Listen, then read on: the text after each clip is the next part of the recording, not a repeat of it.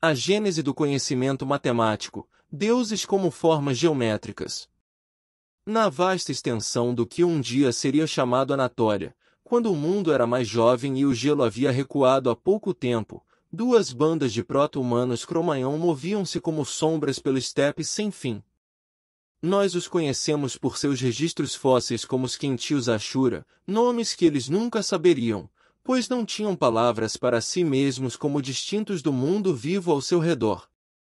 Os Quenti seguiam as grandes manadas de aurochs, suas vidas um algoritmo simples. Fome significava movimento, saciedade significava descanso, perigo significava silêncio. Eles possuíam talvez 200 palavras, o suficiente para nomear coisas imediatas, para alertar e para expressar necessidades básicas. No entanto, dentro dessa simplicidade linguística jaziam 3 tesouros que remodelariam o cosmos: a capacidade de contar, ib, at, seb, 1, 2, 3, o reconhecimento da igualdade, sekakun, isso como aquilo, e a percepção da forma, vamit, a forma que contém. Os Ashura, 3 luas ao norte, viviam pelas mesmas regras invisíveis. Eles também tinham seus Arib, Nat, Save, seus Zyk-Makun, seus Vanite. Separados por algumas dezenas de gerações de seus ancestrais comuns, eles haviam divergido como rios se dividindo em torno de uma pedra, mas as correntes mais profundas da cognição fluíam inalteradas. Nenhuma das bandas conseguia ainda articular, mas viviam na tensão entre o caos e a ordem. O mundo era fluxo, folhas caíam, animais morriam, tempestades vinham e iam. Mas dentro desse fluxo, padrões persistiam: as fases da lua, o retorno das estações, o fato de que 3 pedras seriam sempre 3 pedras, independentemente de seu tamanho, cor ou localização. Essa era a mente pré-matemática, ainda não capaz de apreender a abstração, mas sentindo-a como um lobo sente uma presa distante. A grande seca e o entendimento compartilhado. A grande seca veio na estação em que as frutas deveriam ter amadurecido.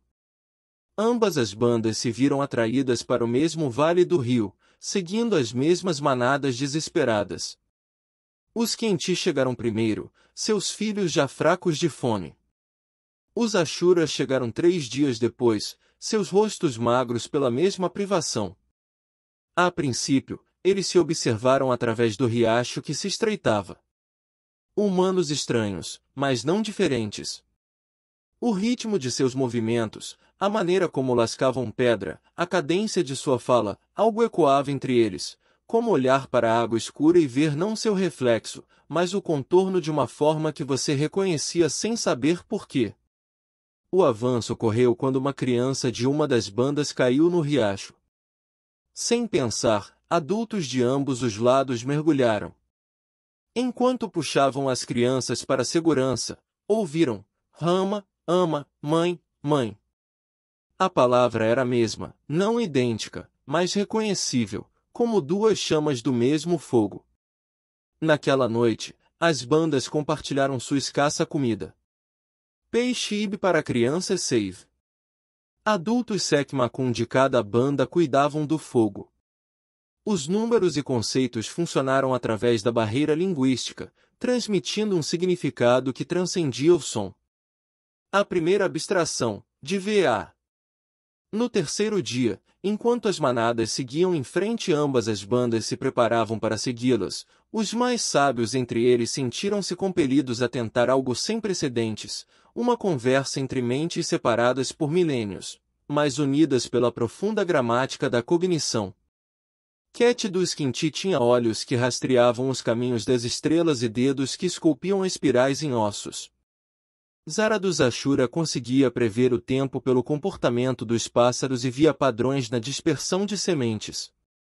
Eles sentaram-se ao lado do fogo moribundo, suas respectivas bandas observando com a atenção nervosa de animais observando um ritual que não entendiam, mas que sentiam ser importante.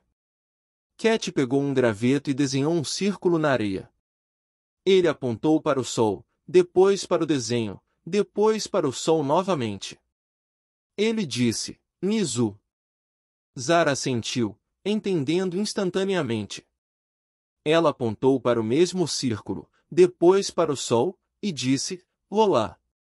Sons diferentes, mesmo significado. O círculo continha uma verdade que transcendia a linguagem. Cat desenhou novamente, um cone com uma elipse no topo. Ele gesticulou para as árvores, Tele. Zara sorriu, o primeiro sorriso que qualquer um deles tinha visto de um estranho. Netele. A forma falava sua própria língua. Eles continuaram, linhas onduladas para a água, triângulos para picos, espirais para o movimento do vento. Cada desenho era uma ponte entre mentes, um reconhecimento compartilhado dos padrões que subjaziam à superfície caótica da existência. E então Cat fez algo que ecoaria através dos séculos.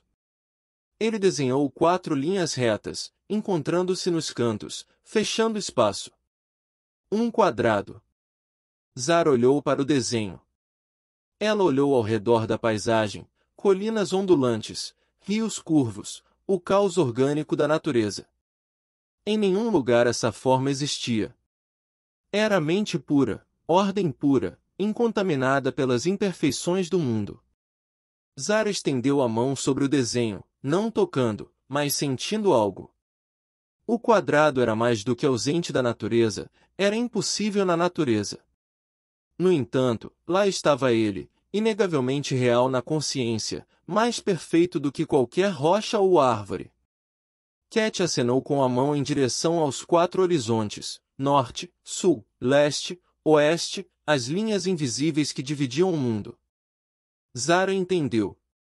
Essa era a forma de todo lugar e de nenhum lugar, a forma que continha todo o espaço, mas existia em nenhum.